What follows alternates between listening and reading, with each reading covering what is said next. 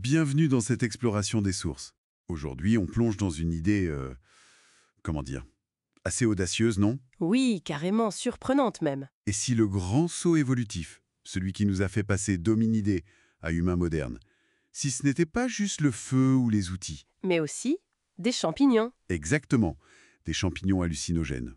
C'est le cœur de ce qu'on appelle l'hypothèse du singe défoncé, popularisée par Terence McKenna. L'idée de base, c'est que la psilocybine, la substance active de certains champignons, elle aurait été un peu le catalyseur de notre conscience. Notre source principale aujourd'hui, c'est une vidéo YouTube qui décortique ça.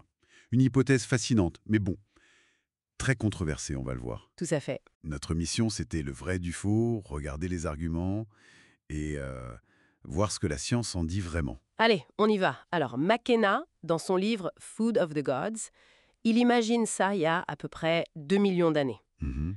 L'Afrique devient plus sèche, nos ancêtres descendent des arbres, partent en savane, ils suivent les troupeaux. Et là, en cherchant des insectes dans les bouses, ils tombent sur le champignon. Le fameux Psilocybe cubensis. C'est très précis dans son hypothèse.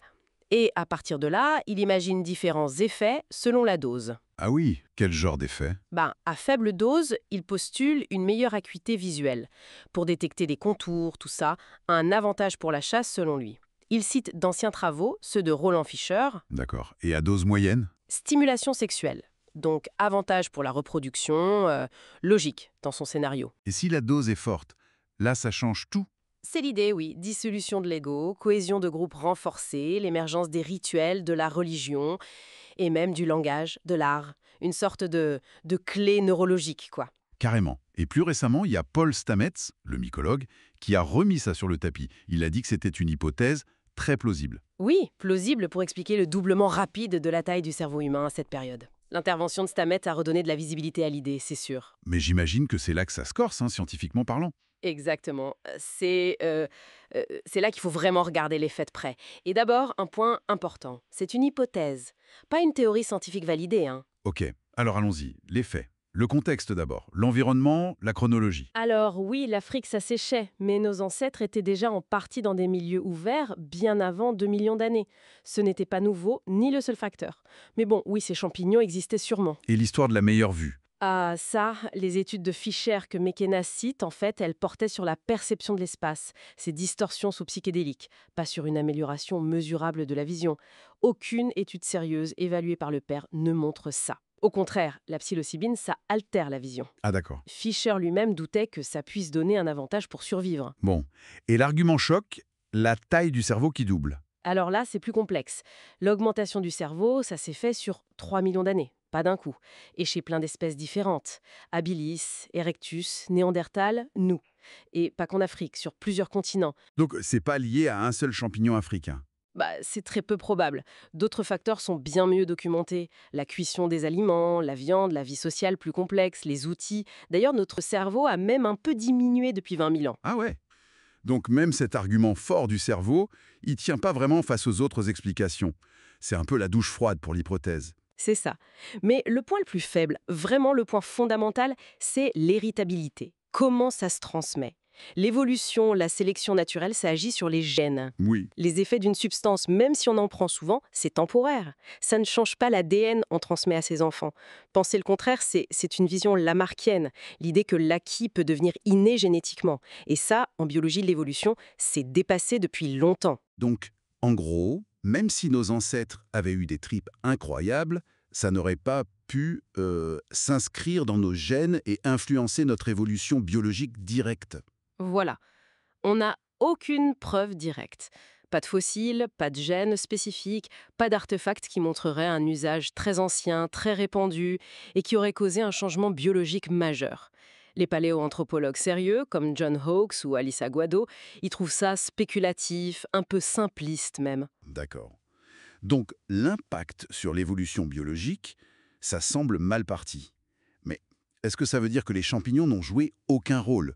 McKenna parlait aussi de rituels, d'art, un impact plus culturel peut-être. Ah, ça, c'est une piste différente et beaucoup plus plausible, mais pour des périodes bien plus récentes. Là, on a des preuves. Des preuves archéologiques. Oui, on sait que des substances psychoactives ont été utilisées dans certaines cultures humaines, surtout à partir du Paléolithique supérieur. L'art rupestre, par exemple. Vous avez peut-être vu l'image du chaman champignon en Algérie, ça date d'environ 7000 ans.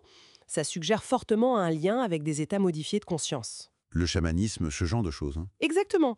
Le chamanisme partout dans le monde est souvent lié à l'utilisation de plantes ou de champignons.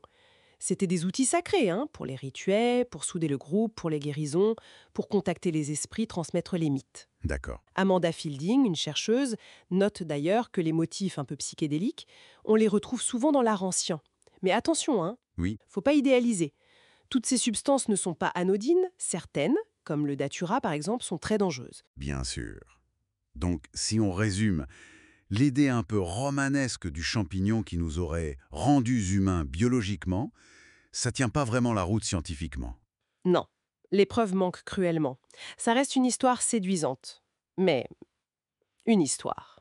Mais ce qui est intéressant, finalement, c'est peut-être la question que ça soulève sur notre culture, sur la façon dont on a interprété le monde.